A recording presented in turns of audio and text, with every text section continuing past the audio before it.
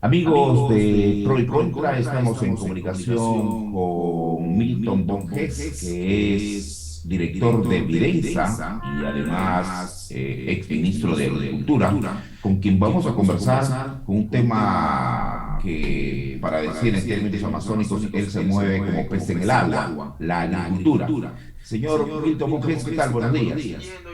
¿Cómo está, Jaime? Buenos días. Bueno, la primera pregunta, señor, como dicen los académicos de términos generales, ¿cómo está la agricultura en febrero del 2023? Mira, la agricultura en febrero del 2023 está complicada. Complicada porque ha sufrido múltiples embates a lo largo de los últimos 24 meses.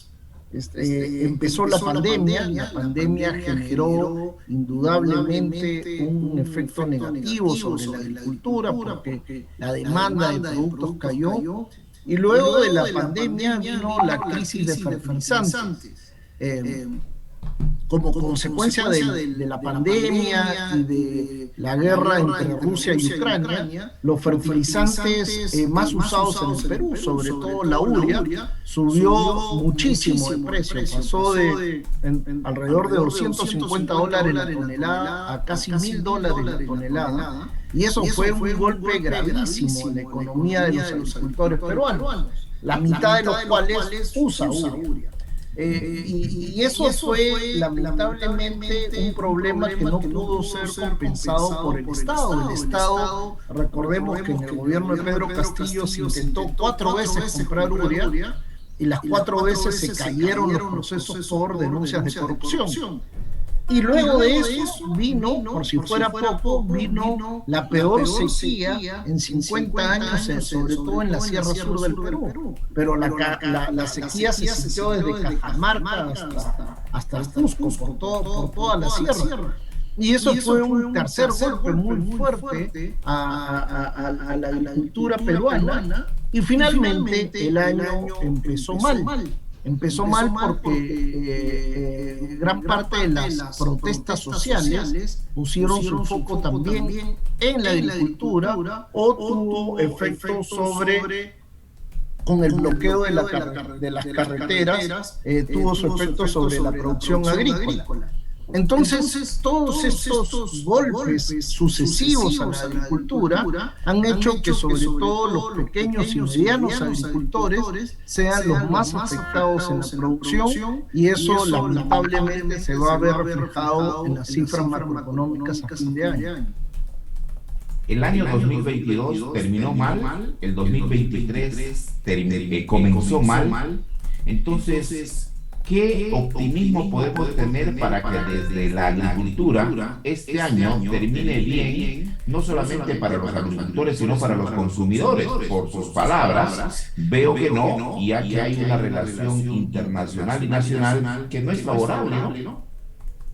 Bueno, los consumidores hemos estado complicados porque todos los factores anteriormente mencionados han incidido en el alza de los precios en los mercados. La inflación que hemos tenido el año pasado ha sido la más alta también en los últimos 30 años. Solamente la inflación alimenticia ha superado el 12%.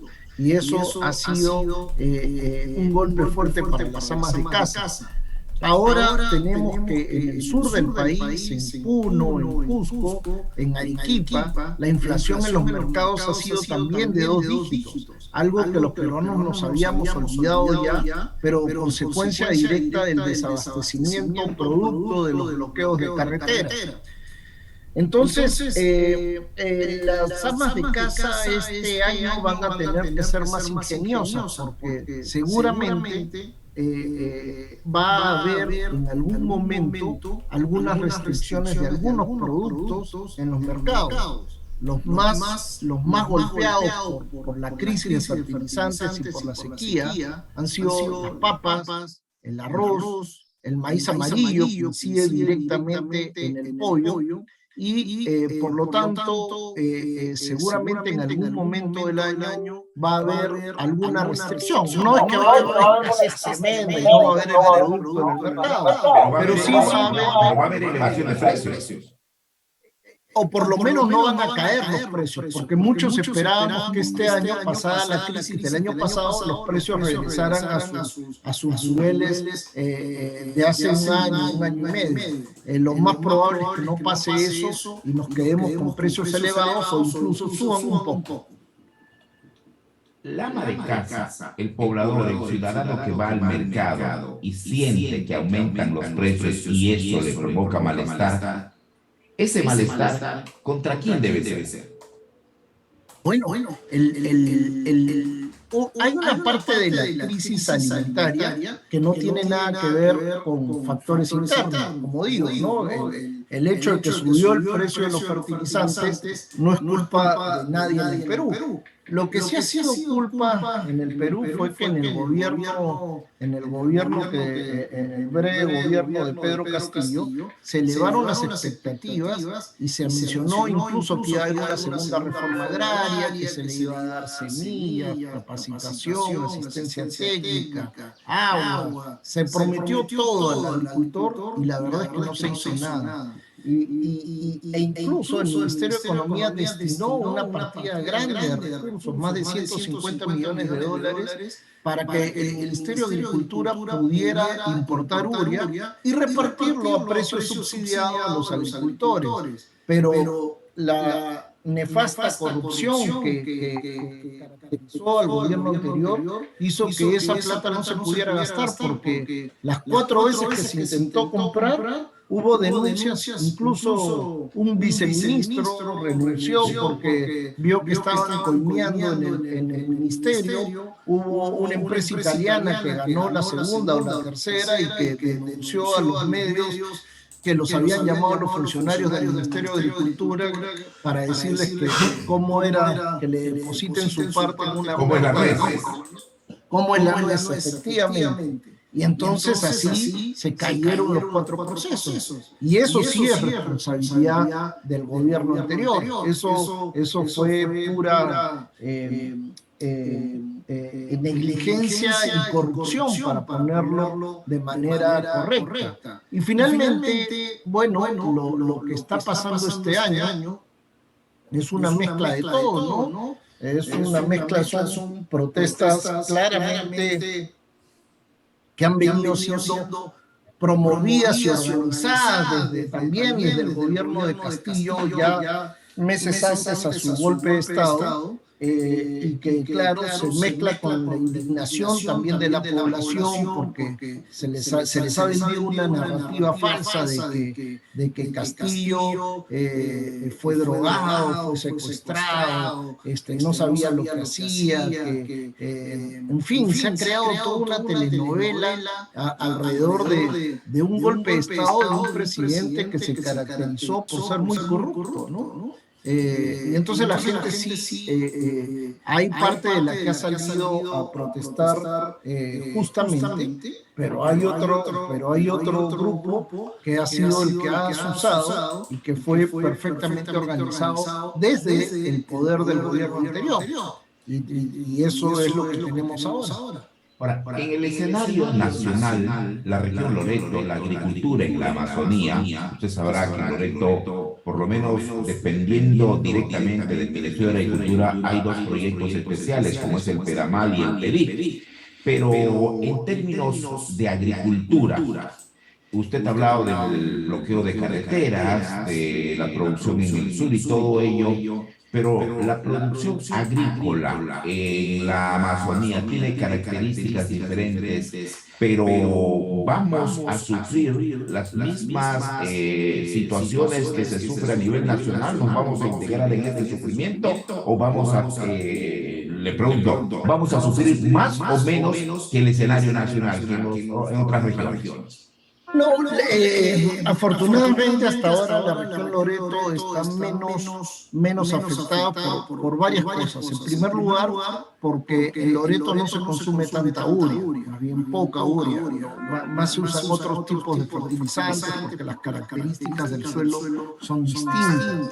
Tampoco la sequía los ha afectado porque, digamos, en la región Loreto el agua no es un problema, la escasez de agua no es un problema, salvo en algunos lugares muy focalizados. En tercer lugar, han estado lejos de las protestas y de los bloqueos de carreteras, al ser Loretos y sobre todo Iquitos una especie de isla, se autoabastece mucho y al estar lejos de la conflictividad social se van a poder defender bastante de la escasez. Entonces, en general no van a ser afectados más que marginalmente. Algún producto que se exporte desde fuera de la región, ahí sí probablemente el ama de casa va a tener que pagar un sobreprecio. Finalmente, señor Monjes, de todas maneras, con menor o mayor grado, directa o indirectamente, esta convulsión social, esta paralización, este constante peligro de cierre de carreteras, afecta a todos, ¿no?